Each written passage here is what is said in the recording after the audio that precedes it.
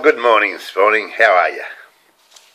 Everybody well? Did you sleep well last night? I slept like a log. Took a while to get away. I forgot to take my pills, and I had to get up about 10 o'clock and take my pills. See, I've got a heap of pills. They're filling me up on pills because I reckon there's all sorts of things wrong with my brain. But anyway, do you like my haircut? I got that. Murray Gibson did it. You know Murray? He's everyone knows Murray. He goes to the St Mary's Church. He sings in the choir. Got a pretty good voice, and he's a good hair cutter. His old man taught him how to cut hair, and his old man used to cut my hair, but now Murray cuts it. He only cuts it though when Nickel's not there. Now Nickel used to own Craig's Hairdressers, and Nickel only works 3 days, Monday to Wednesday. I found out yesterday.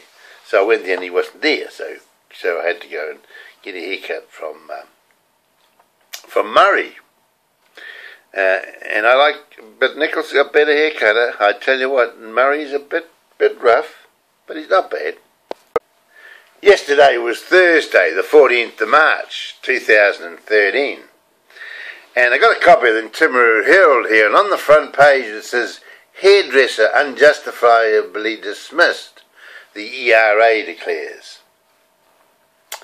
So it goes on to say a Timaru hairdresser who was employed for only 25 days will be paid, what is it, how much?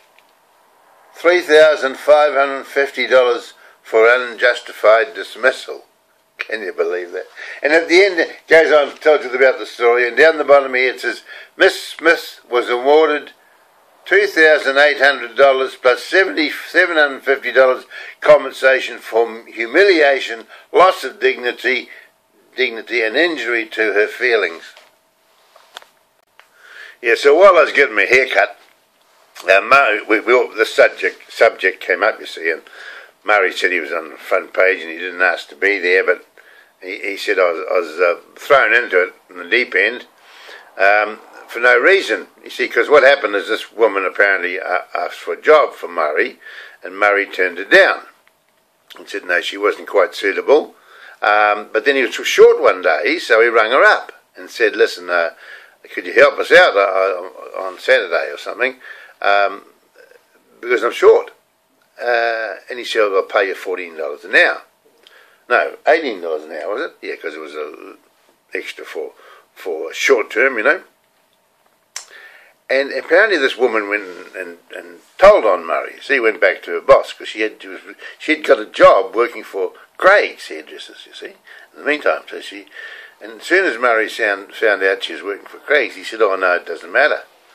But anyway, it's all a bit of a rigmarole here. But Murray went on to tell me about some of his experiences with the employment law. And he said one time he was losing a lot of money. His business wasn't going too good, and he was losing a lot of money.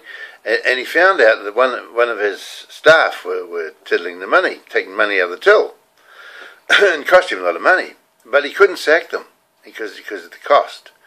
And he said at the moment, one day he got a letter from the retailers. I can't remember the retailers, the Hairdressers Association, one of those organisations who said, "Listen, if you sack anybody, don't go to court because it'll cost you $10,000, a minimum $10,000 to go to court or through the Employment Relations Authority, whatever. Just pay them $2,000, offer them $2,000 and say that's it." So this is what a national organisation is recommending to their members. Just pay them $2,000, and of course the word is out.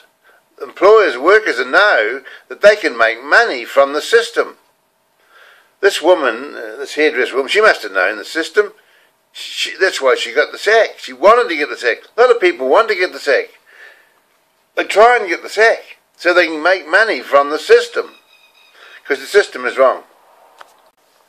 Barbara came to see me the other day.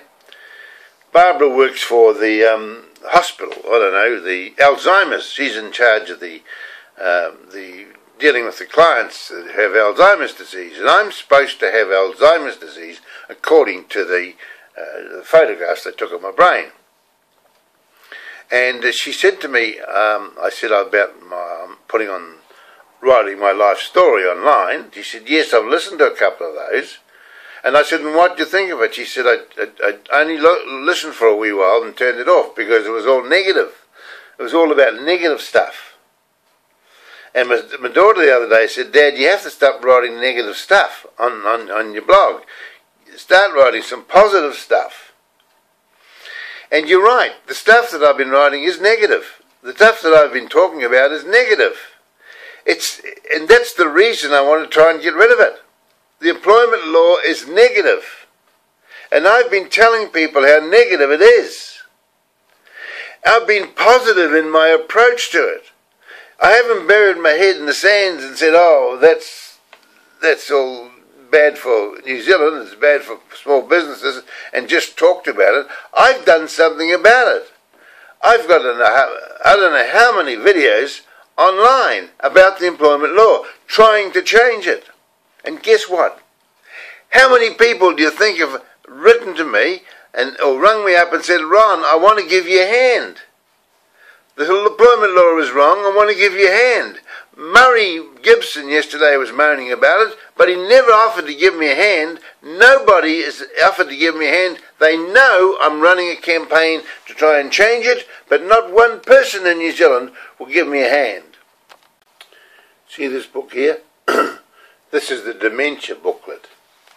It tells you all about Alzheimer's, dementia, what happens to you, and the various stages that you go through when you get Alzheimer's disease. Another book here. This book tells you planning for your future. It's all about how to plan your wills and your power of attorney, and people look after you because someone's going to make a decision one day to lock you away, put you in a home when you can't wipe your bum. And it's all there. And they fill it up with you see, because I've been told that I have Alzheimer's disease. However, luckily for me, I've got another book. This book here. The Magic of Believing. Claude Bristol wrote this. And Claude Bristol was a lawyer, a lecturer, an investment banker, and a foreign correspondent. And he did a study on people, the thoughts of people, how the thoughts of people could have an effect. You see, he wanted to know about religion. Why all the different religions, why some people thought this, others thought that. And at the end of the day, when he added it all up, he said, it's all in the power of your belief. Whatever you believe, that is what that'll happen to you. So they've been trying to get me to believe that I have dementia, that I have Alzheimer's disease.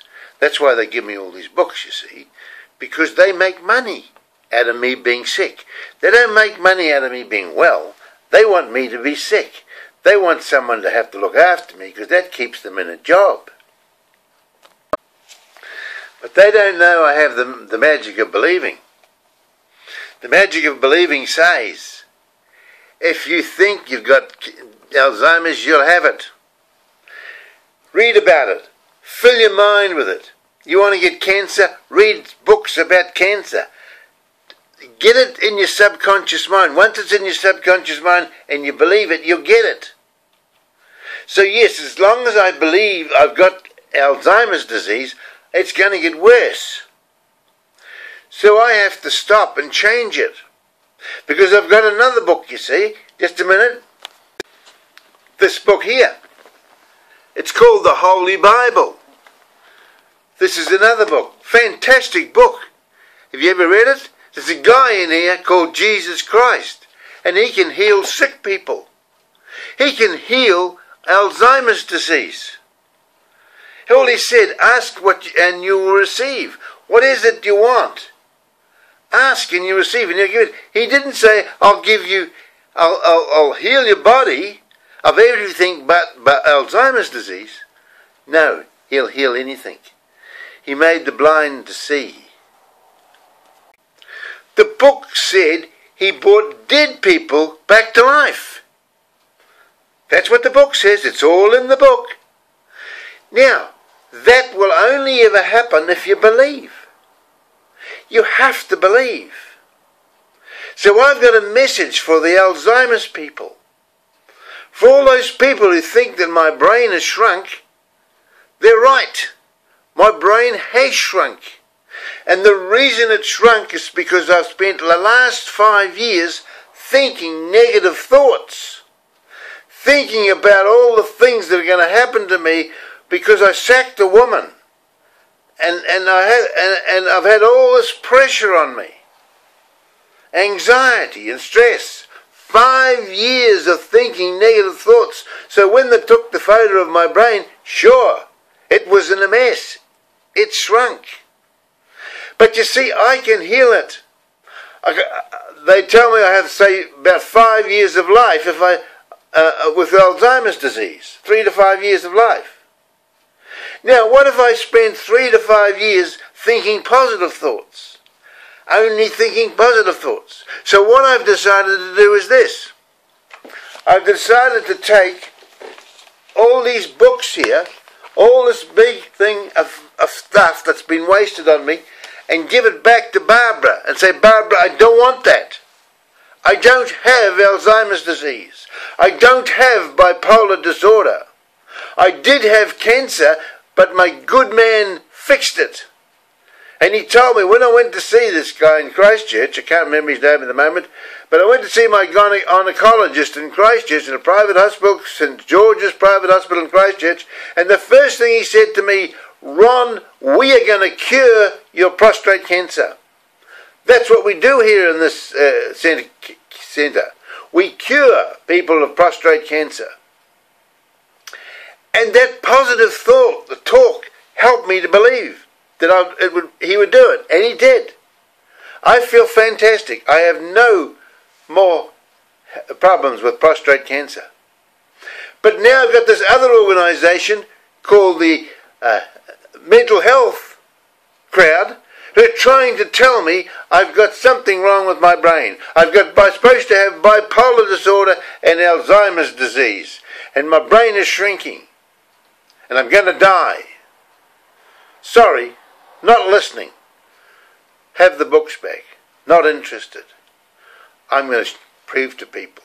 I'm already started on a personal self-development program. I've got to lose some weight. I've got high blood pressure.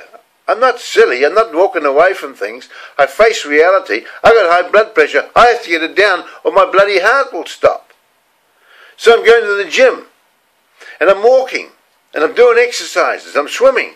I'm doing all those things to get my health right, my body right.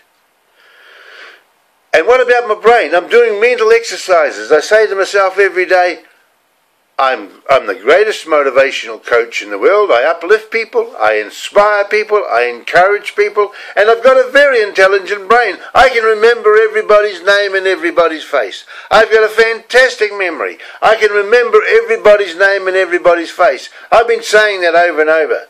And when I go to the gym in the morning, I think, now, who's that? That's Mary over there, that's Bill over there.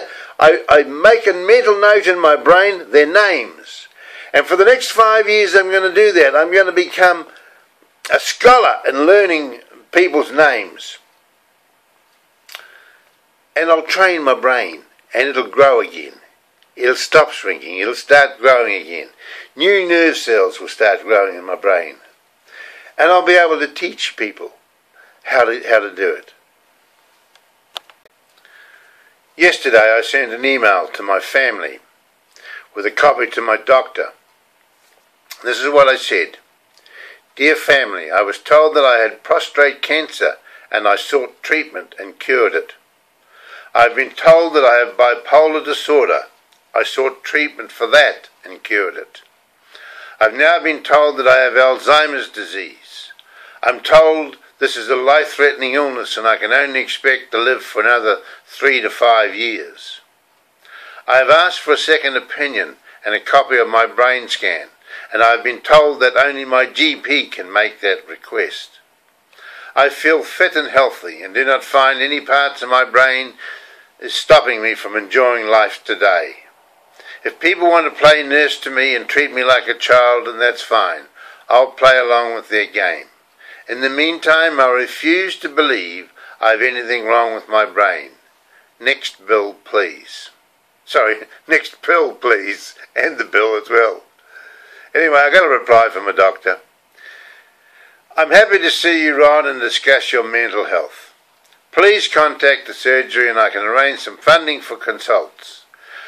I cannot continue discussion via email. The medical council is quite clear on the limitations of the internet for use by doctors and need to avoid consultation using this process. So there you are. I got two choices. I can go along and see it and try and get some funding for my thing and all that and get someone else's opinion. I don't know that it's worth it. I don't know. They're just going to say the same thing. They're not going to change it, the decision. I got to do it myself. I can't change them. I can only change me. I'm the only person that can change in this situation. I can't change the doctor's thoughts. I can't change anybody's thoughts. I can only change my own thoughts. And when I change my thoughts, things will start changing around me and opportunities will come my way. Go to my website. My new website, Personal Self-Developments. It's called selfdevelopments.co.nz. Self-developments. Doctor, I'm talking about personal self-developments. I've just put a video on there this morning or yesterday about me breaking a world record on an indoor rowing machine. Have a look at that. Have a look at the things that I've done, the positive things that I've done, and the positive things I'm going to be doing, helping people to change their attitude, to change the way they think about life and live a happier life. So tomorrow then, I'll see you later. Keep your powder dry. Bye-bye.